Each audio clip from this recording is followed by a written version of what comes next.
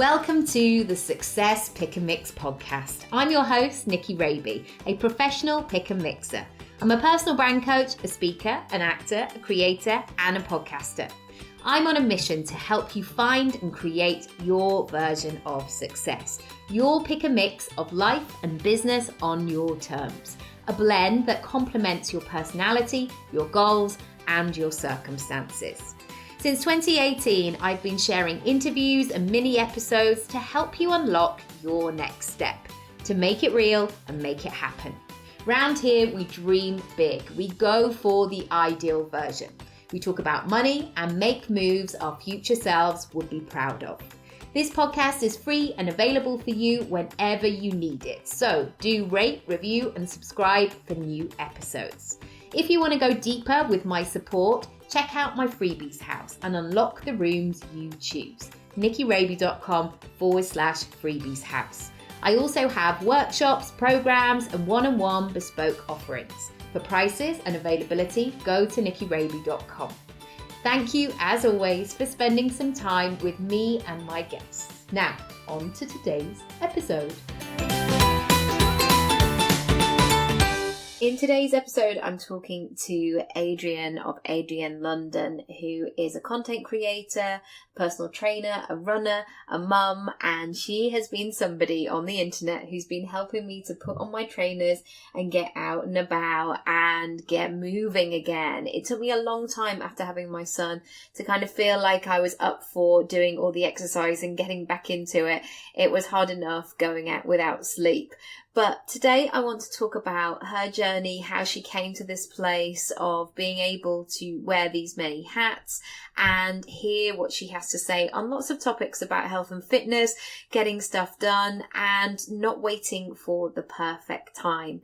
As always, please come over to Instagram at Nicky Raby, or you can find the show notes over on the podcast page, nickyraby.com. We are getting so close to our 1 million play benchmark that we would love to get to by the end of the year. So if you are loving the podcast, please share or rate or review and subscribe to your friends, because I know there's many of you freelancers sitting at home by yourself for hours on end that I know would benefit from this. So please share it. I would really appreciate it. Anyway, I'm sure you want to go for a run or get moving or have a kitchen rave after this episode, because I certainly did. Here it is. Hello, welcome to the podcast. Hi, thanks for having me. You're so welcome. I love some northern bones on this podcast sometimes. All those lovely vowels. Can we just start with, like, how would you describe what you do? What's your job title? Oh gosh, honestly, it depends what day I guess you get me on. I think, like so many people now, I wear lots of hats, but essentially I am a qualified fitness trainer. I'm a runner. I use social media and write a blog and YouTube and all the rest to kind of share my message, which essentially is to encourage and empower women to be more active, to go after their goals, to live their life to the full and whatever that is for them. So for some people that might be, they want to run a marathon, and other people it might be that they just want to, maybe retrain to do, become a yoga teacher, or maybe write a book, or I'm just that person who's telling you, yes, you should go for it. You should start, and you should start now. Yes, and starting now is the thing, because I think sometimes we can, and I guess this is why I'm really attracted to your message, is that sometimes we can give ourselves all these excuses of like, well, when my kid goes to school, or when I'm 40, or when I'm whatever, and we can just put a different date on it, or a different excuse, whatever we choose, whenever we like, and actually starting now can be the key. How did it start for you, your sort of fitness journey? Have you always been sporty? Have you always, or are you going to say, like, I was 25 stone back in the day? Well, it is actually quite a long story, but I'm going to give you the brief version. Otherwise it'll take the whole episode. But I've always been active, so I've always been, into sports, into team sports at school. I did all the clubs, I did netball, I did running, and not distance running, but I did sprinting. And then I found dancing, and I threw myself into that, and I loved that because I love music. So I begged my mum to let me go to dance lessons, and my mum was a single mum, 4 children. So, it was kind of like, quite a struggle really. But so I managed to she managed to put me through the dance lessons, and then eventually I went to a dance college, a performing arts school. And none of that is cheap, by the way, is it? I mean, I went to drama school, and it's like, this is your equipment list, and you think, well, I think my mum's just going to be living on jam sandwiches whilst I'm wearing these shoes. Yeah, literally, the list goes on and on. You're totally right. But then, I went to dance school, graduated, and went into doing musicals, theatre. So I performed in musicals in the West End. And that was when I was, how old was I then? 21. So I was in the West End when I was 21. And then I met my husband, got pregnant with my son. So to be honest, it was a really amazing time because I was just doing a job that I loved. You know, I was newlywed, I was newly pregnant. I was very happy. But life is quite unpredictable. And unfortunately, my husband became very unwell and he had a spontaneous brain hemorrhage. So that led him to then having seizures and developing epilepsy. So it was, well, as you can imagine, incredibly difficult time. It was life-changing. That whole year for us was, you know, my husband's a PE teacher at a secondary school, and he wasn't able to return to work for 6 months. He was at home recovering, and during that time, my belly was getting bigger and Jude was on his way.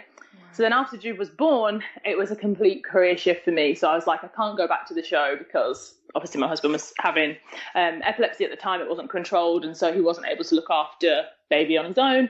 So yeah, I kind of left the show and thought, right, well, I've always been active. I wanted something else to do. It's kind of during that time that I started running myself because I really wanted just some headspace. I was obviously, you know, there's so much, it felt so much like responsibility and stress, to be honest. So yeah, I started running. Sometimes those things like pop up, don't they, where you're just like, blimey, did that actually happen? There's so many different layers to it, like the immediate shock of it and then kind of digesting it going forward. Yeah, exactly. And in the months to follow, I was becoming really just anxious all the time because we weren't sure, you know, at the time his seizures weren't controlled and I was never sure when he was going to have another one. So just living with that anxiety, I'd never experienced anxiety before, ever. So, I started running myself. And then it was actually my sister who said, you know, because I wanted to work. And my sister said, you know, you're always motivating other people to kind of get the gym kit on. Or she was like, you should, you know, look into training other people. And also I was meeting lots of mums at the time because Jude was, at that point, he was maybe 6 months old. And I was meeting lots of other mums at playgroup and baby swimming. And they were like, oh, how did you get back in shape after having a baby so quickly? So it kind of seemed like a good thing to do. So yeah, I trained then and did level 2 and level 3 personal training. And essentially the first fitness thing that I did, I set up a boot camp in my local area for mummies. It was it wasn't just postnatal, but it was women's only. And I went around, I printed off this is back in the day, I printed off 1,000 flyers. I went around with Jude in his pushchair, this is 7 years ago, and put the flyers through front doors, and my mother-in-law came and helped me. Brilliant. And then after that 1,000 flyers, I got 20 women that signed up to this boot camp. And that's it, that's how I started. I started my blog, I think, the same month. And then that was it. I was like, right, this is what I'm going to do. I'm going to help encourage other women to get active. This is so good. And I love the fact that you talk about it from such a positive place in terms of feeling active, energized, you know, from a health perspective, rather than back in the day when we used to do PE at school. I mean, our PE teacher used to put on a Beverly Callard fitness video. I think she just wanted to have a fag, you know, sitting down somewhere. But it was all about how many calories you're burning. It wasn't that sort of sense of feeling strong and feeling like you can actually chase your kid when they're bezzing around the park and you're thinking, oh blimey, I actually need to catch up with them. Yeah, exactly. I think it is definitely about reframing that mindset. And I think, you know, that is still a huge part of it. I think for women globally, you know, we're told that, you know, it's better to look a certain way, and that, you know, there's so much shame around, you know, being overweight, or, you know, foods and, you know, good foods and bad foods, and that kind of narrative, it still exists. It's not, you know, I think it's slightly getting better, but it's still there. It's ingrained into women to think that, you know, they should be trying to burn calories, they should be trying to lose weight, because apparently that is what we should all aspire to. So I think, you know, when it comes to fitness, I think there is still a lot of that there, where people are like, oh, I've been for this run, now I can eat this cake. And I think it's what I try to do is really, as you said, encourage people to say, okay, let's get out and do something and be active, whether it's with your children, whether it's, Jude's very active to my son. So whether it's taking him swimming, whether it's going on bike rides together, or if it's something for yourself, maybe you want to I don't know, master this really difficult yoga pose, or maybe you want to start lifting weights and improve your strength, or run and sign up for a charity race. And it's that sense of achievement. I think when people have a goal, so they're like, okay, I couldn't run for 5 minutes, but now I'm training for this 5K or whatever. Yeah. I think giving people a goal and making them realize when they start to see improvements, they start to get fitter, they start to get faster.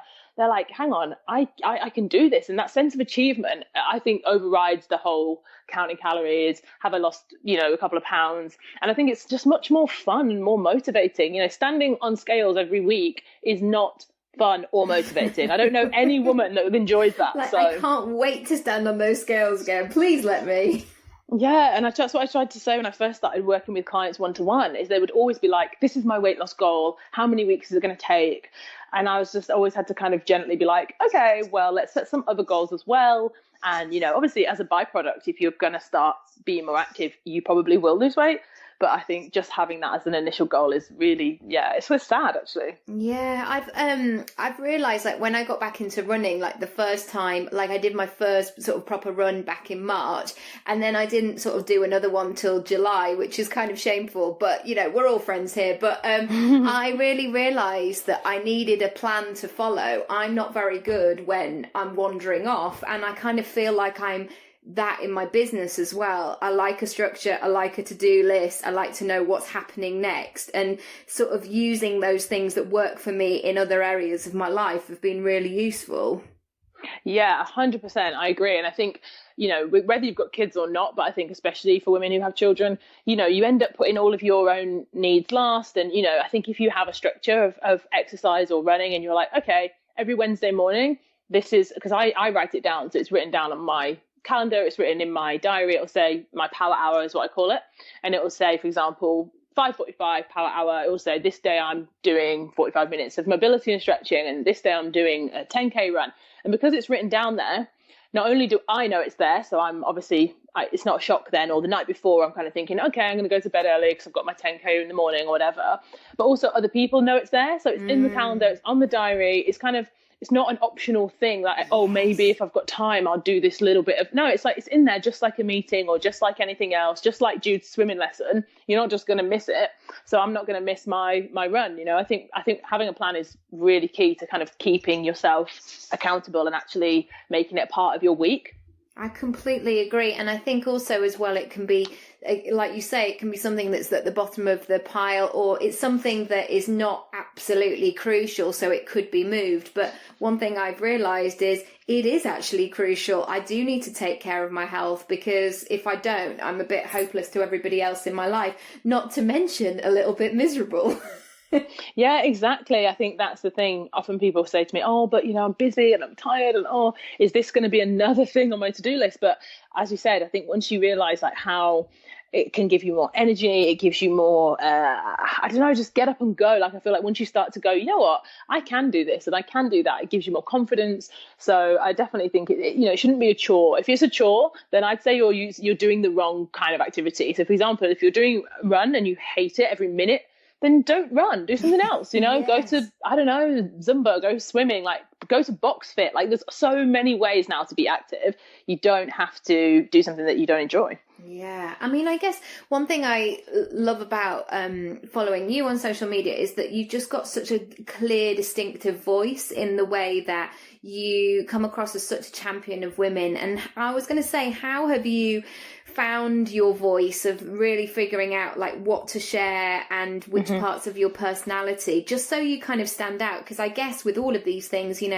wellness has had a real boost. Like when I was, I'm speaking at Stylist Live in November, and the lady who I was talking to, she was like, we've got loads of wellness kind of options to choose from at the moment. And I thought, gosh, yes, it has got that craze. So how do you manage to stand out and find your tribe and kind of be who you're supposed to be? Well, I think the key is, I know people use this word so much, like I'm not even going to say, well, I have to now, but people say, be authentic. And it's like, what does that even mean? I think essentially what it means is just being really honest, and not just with other people, but with yourself. So for example, I'm not into yoga, I'm not a yogi, I'm not into kind of meditation or whatever. That is a trend right now. People love it. People want to talk about, meditation workshops and yoga, and it's just a thing. So I could be like, okay, cool, I'll just do this yoga thing, but it's not me. I don't, for me, running is my meditation, and I'm Christian. So for me, like, prayer is my thing. I don't, so it's like, just be honest with yourself. If you are in a yoga class thinking this is so boring, then don't be like, okay, I'm going to do yoga, And I think, so that's one way. But I think in terms of finding my voice on social media, I think there's kind of been two parts to it. So one is, I guess, that sense of urgency. As I said, what happened to my husband definitely played a role in just changing me and who I am as a person. And I think not everybody is going to go through that. Not everyone's going to say, oh, one day I had this awakening moment, or 1 year and I think which I'm glad, not everyone goes through adversity. However, when you do, I think, and I was so young, I was 23 then that happened. And so I think at a very young age, I definitely had this sense of urgency that was like, you know what, if I want to do something, I should probably do it now, because you don't know what's going to happen in the future. Not in a morbid way, but, my husband was 29 years old. He was super healthy. He was actually training for the London Marathon at the time. Wow. And, it's just that just happened to him. It could happen to me. It could happen to you. It could happen to anyone. So I just thought, okay, if I want to do something, as you said before, I don't want to wait till my kid's older. I don't want to wait till I've got more money. I don't want to wait. I just want to do everything that I can. And so I wanted to share that and say to people, look, come on, if I can do this, you can do it.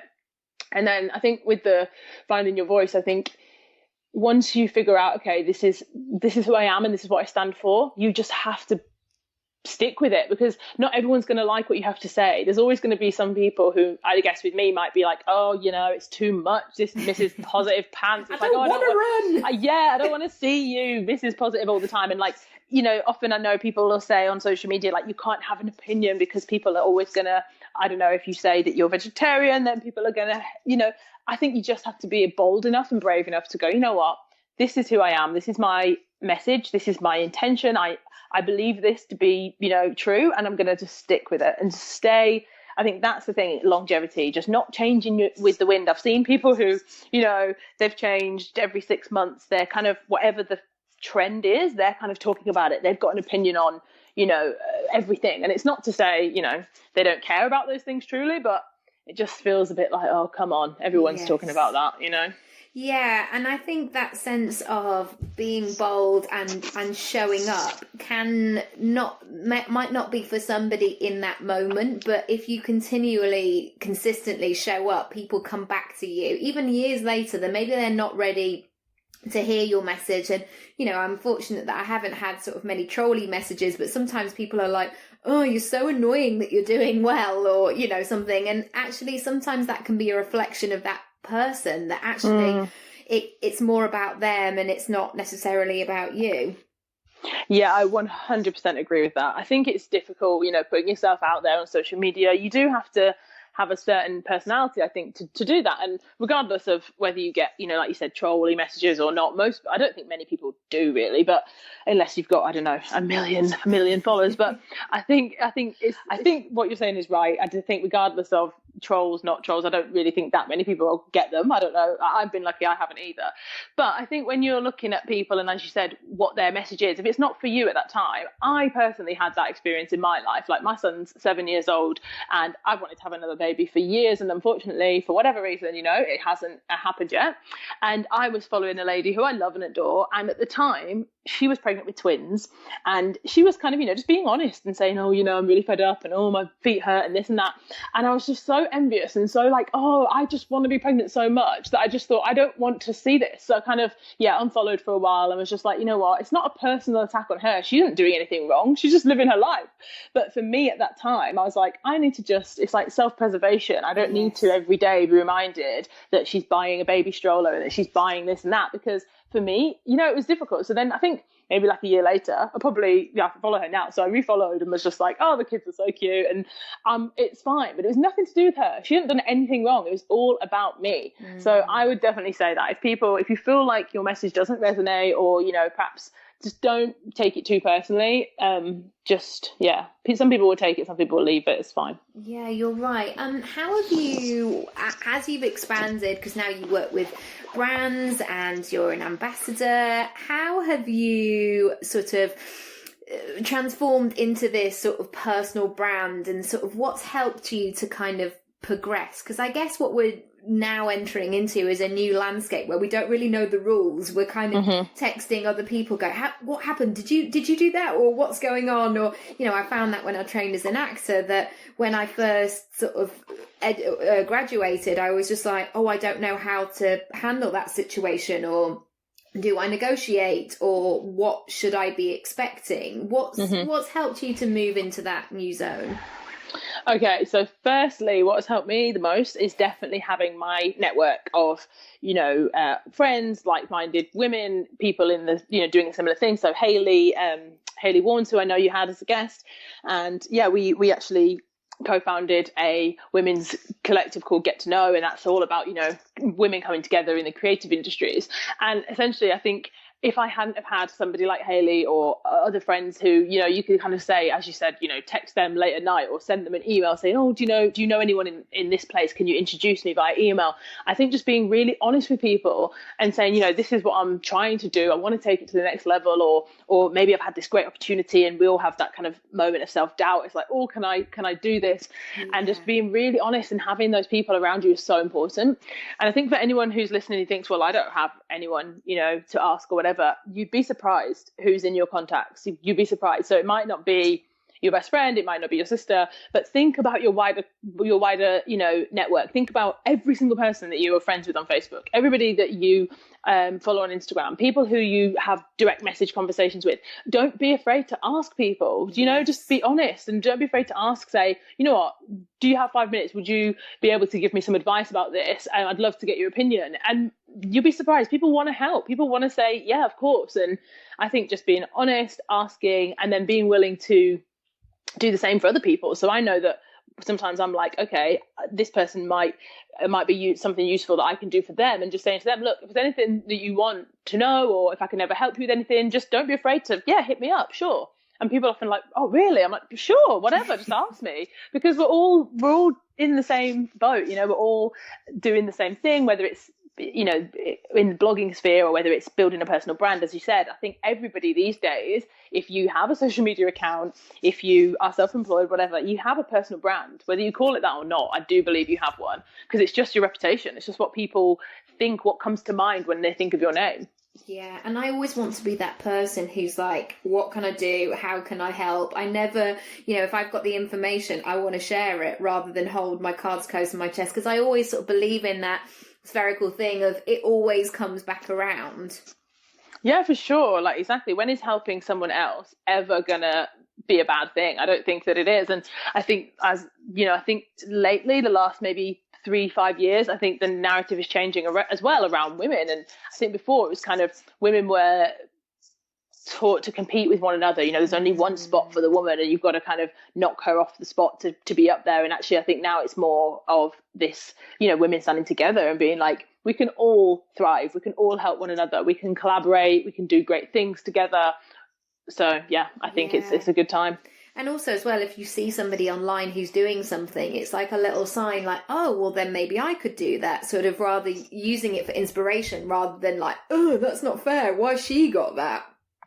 Yeah, exactly. Using it for inspiration. That's so right. I think I've heard people before who, I think it's a mindset. You're either positive or you're negative. And I know that that's quite black and white, but I think if you're drawn towards being more of a positive person and more of an optimist, you would look at somebody else's success and go, wow, that's amazing. That kind of shows me that it's possible for me. That's, just an amazing achievement. Good for her. She must have worked really hard.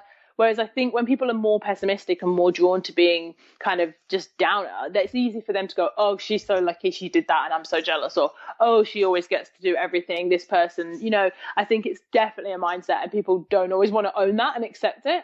But I think if you can, then it's like really powerful to go, actually, why am I looking at her and going, oh, she doesn't deserve that. It's like, think about why you're feeling like that. And yeah, just take ownership on that and try and spin it around and try and be a cheerleader for other women, because they will definitely support you in return. Yeah, for sure. How do you have that?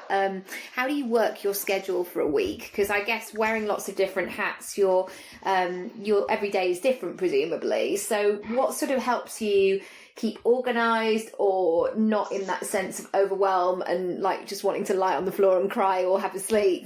What sort of keeps you being able to serve in the way that you do?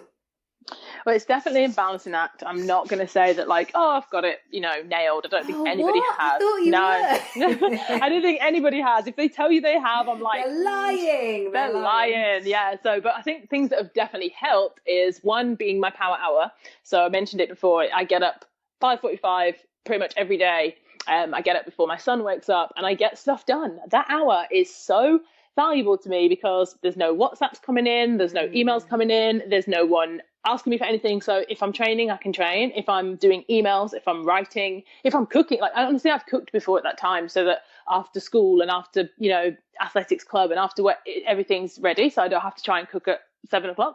So yeah, 5:45 power hour. I honestly, if you are listening and thinking, no way, she's crazy, please just try it because honestly, people have strong opinions of the early mornings before they've ever tried it. So trying to get up early has been a good one for me. Also, being able to be reactive and go with the flow and accept change. I'm somebody, I think maybe because I'm a mum, I guess you sometimes just have to be. I'm happy for things to change. So if I have something in my diary and it has to change, that's fine. Don't make a song and dance about it and, oh, this was this day and now it's not happening, it's got to be moved. Just go with it because the time wasted on stressing about it isn't going to change. So I'm just like, okay, cool, move it to another day. Or, if my son was ill off school and I can't make a meeting, I'd just say, I'm really sorry, I can't attend. Can we do it over the phone? There's always a way. And I think, I try to just be reactive and just go with the flow. I'm not really somebody who gets flustered and stressed if things are last minute. I'm quite happy to be like, okay, tell me where I've got to be and I'll just get on with it. Yeah. And sometimes really good things happen anyway. Like, oh, well, this has now made space for this. Yeah. And I mean, it's not to say that, I, of course, have a diary. I have my digital calendar with Gmail and other people can see that as well. So they can access that. Like my agent, for example, can access that and see, okay, where I am if she can't get hold of me. Also, I have my paper diary and I love that because if I write down like Sunday nights, I tend to go through the week ahead. And I think looking at something on paper is so different to seeing it digitally. And I can kind of just draw it. I can write it in a way that makes me see how much space it takes up as well. So if the whole week is covered with notes and dates and times and stuff, then I know it's going to be a hell of a week. Whereas I feel like what I've tried to do now is have white space in that calendar. So I'm like, okay, Thursday afternoon is looking pretty empty and I'm going to keep it that way because I don't think you can go back to back all the time. You need white space in your life. Yeah, and that's when the really good ideas come as well. That's when you get the little nuggets. I guess that's what running's done for me as well, is going, gosh, actually to run a business, to remain creative, to do all the things, to show up as a partner and as a mother, then I need that headspace. I'm not just a machine that can keep going. Yeah, exactly, 100%. You can keep going for so long, but I think what I've done, especially this year, I think this year's been just crazy busy for me. And obviously when you're self-employed, when you're starting your own thing, you want to say yes to all these opportunities. Like I've this year said yes to way too many things. And then you've got all these plates and you're like, okay, so I'm doing this talk tomorrow and I want to go over my notes for that. Oh, but I've got to do this tonight and I've got to do this in the morning and I'm getting up at 5 and getting on the train. And honestly, there have been weeks when I've got to the end and just about survived and gone, oh my goodness, like what was I thinking saying yes to 17 things this week? Like it's crazy. And then I'll go, okay, Adrienne, you need to scale it back. You need to learn to say no. And then 2 weeks later, I'll do it again. So I think you're right about knowing your limit and having to take stock and be like, I do need to be, like, as you said, a wife, a mother, a sister, whatever, a friend. And you need time for yourself. You just can't, you'll burn out. I think I've been fortunate. I haven't actually burnt out, but I think I got to, there's been a few days where I've just been like, oh my goodness, like, so if I drop one of these things, it's like the end of the world. Yeah, but, and it's when your kind of breath gets a bit short and your voice is getting a bit higher and it's almost like burnout is coming around the corner and you're doing that staring match with it. Like, are you going to take me down or am I going to take you down? Yeah, exactly. And it's not a way I want to live my life. I think, I definitely was like, okay, this year's been a learning curve. I am trying to kind of be more selective, I guess, about the things I take on because, when you take things on, I commit 100%. So yeah, I think you've got to, I think it's a constant thing. And actually, there's this great guy that I heard speak recently called Brendan Burchard. I heard him being interviewed. Yeah. And he's the author of, Habits of Highly Effective highly successful, effective people or something like that. And he basically was talking about the fact that people who are highly effective and successful, they constantly reevaluate. So they don't just go, okay, January, what are my goals for the year? What are my resolutions? And then they'll wait till next January to do it all again. He's like, they're constantly assessing at the end of every week, at the end of every month, yes. Constantly looking at like, what went well? What can I do better? In that, from a business perspective, but also your life. I feel like you can do that for yourself and go, okay, what went well? What was awful this week? And how can I avoid that again? Yeah, I've started doing these things where I see periods of times as like seasons. So like a Netflix series almost. So like between now and Christmas, it's like, what is the season? What's the emotional stuff that's going on around? What are the circumstances? And I know that my partner's going away on tour for a little while. So it's like, okay, we need a bit of downtime here. And it's just helped me to focus, because then if I go from that place, it helps me to make decisions about, okay, this is the help that I need. This is where I need to spend money. This is when I need to get really organized. And this is when I can have a bit more wiggle room, and just sort of breaking it down, because the 5-year plan just really doesn't work for me. I'm just sort of like left floored by that. Right. Yeah. I think I like to have both. I like to have like 5-year plan. I like to have my 1-year goal. I like to have my 1-week goal. I like to see like what I'm working towards. And I think that seasons thing is great. I think I kind of thinking that way as well. And I think it's really useful if you're in a difficult period of time where you can go, this is so hard. I'm working really hard. I've got all these deadlines. I've got all these things to do, but this is a season. And so, at the end of this, I'm going to have some downtime, or I'm going to schedule a week off or whatever. Yeah. But I think, I like that. Sounds like we all need to kind of have an end of season holiday finale, where everybody just sits around and eats pizzas and celebrates. I was going to just ask you how you deal with those moments where things don't go to plan, or maybe you get scared about stuff, or if you ever deal with self-doubt or limiting beliefs, or if you're just sort of a bit tired and overworked, how you keep sort of popping back up. Yeah, for sure. I think we all do. Again, it's the same thing. I think we all have limiting beliefs, and I think we all have self-doubt sometimes.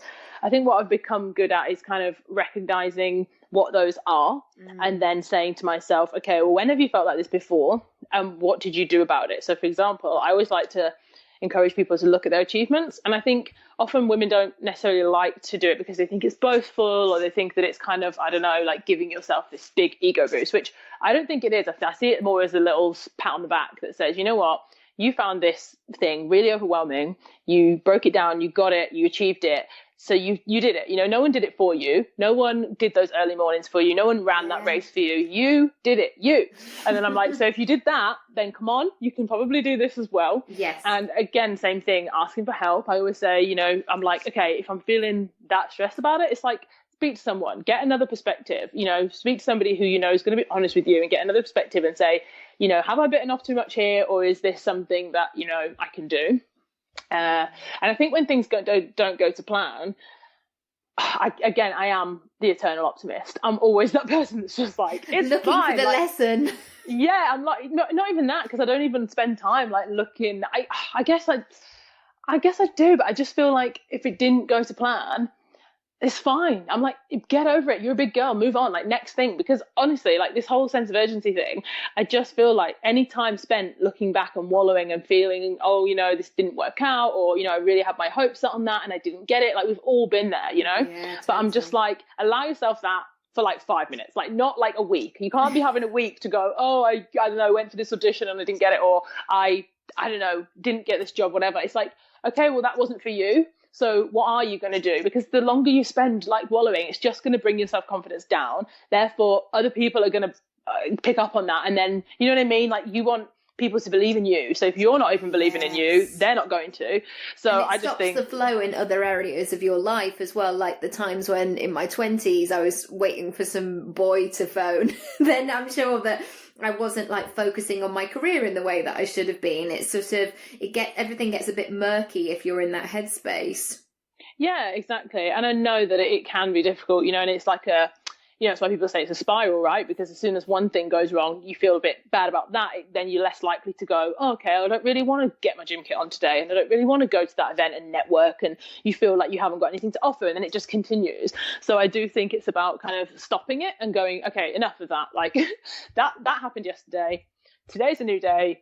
What are we going to do about it? Because essentially no one's going to do it for you. Like, no, I think that's something I've learned probably the hard way in my life. It's like, if you want something, no one is going to come and knock on your door and go, hey, here's that thing you really want to do. It's like, what are you going to do to make it happen? Take responsibility, be accountable for your own life, because you only have it. Like, no one else is watching you that closely. You might think it's a big, magnascopic thing, I don't know if that's a word, that people are looking at, and they're going to see it, and it's this huge failure. And actually, no one else even noticed. The world is so busy and so quick that in the moment that you've had this little failure, people are already looking at the next thing. So totally. And I think sometimes noticing. All that thing of like, as an actor, it was always that being like plucked from obscurity, some guy coming over to, and it's always a guy in the films, isn't it? Like coming over and being like, hey, sweetheart, you're a star. And it's like, no, it's always all that. Any success comes from hard work and consistency and all that good stuff. And that's so funny, like when I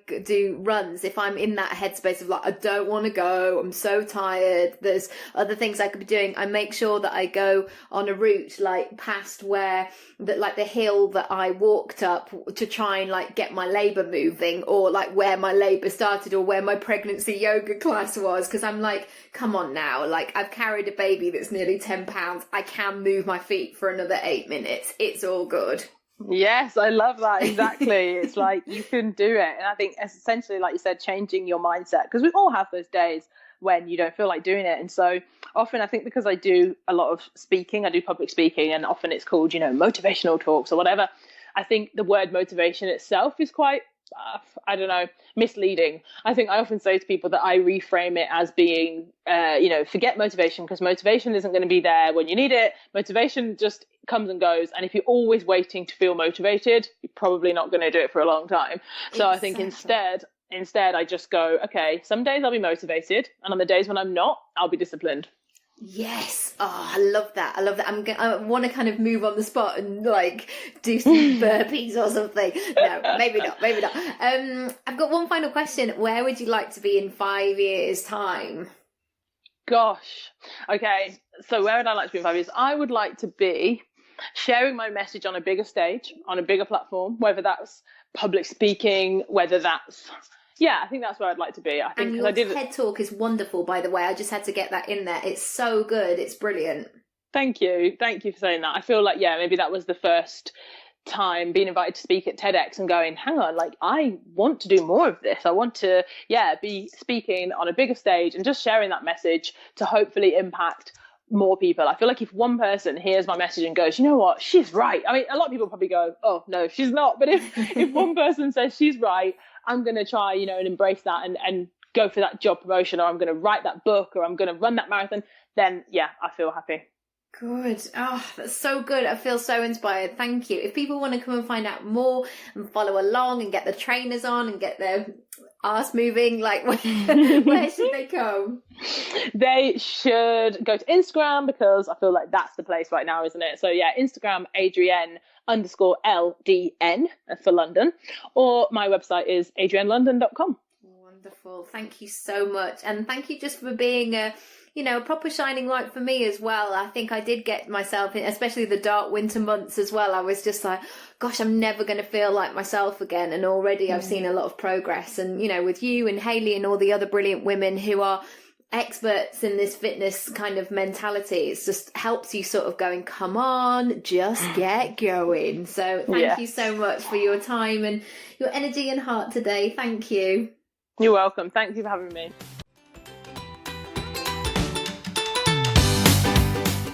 Thanks so much for listening to today's episode. If you haven't already, feel free to rate, review, and subscribe for all the brand new episodes. If you want to go deeper with my support, check out my freebies house and unlock the rooms you choose. nickyraby.com/freebies house. I also have workshops, programs, and one-on-one bespoke offerings. For prices, availability, or just to have a chat with me, go to nickyraby.com. Thank you, as always, for spending some time with me and my guests, and I'll see you next time.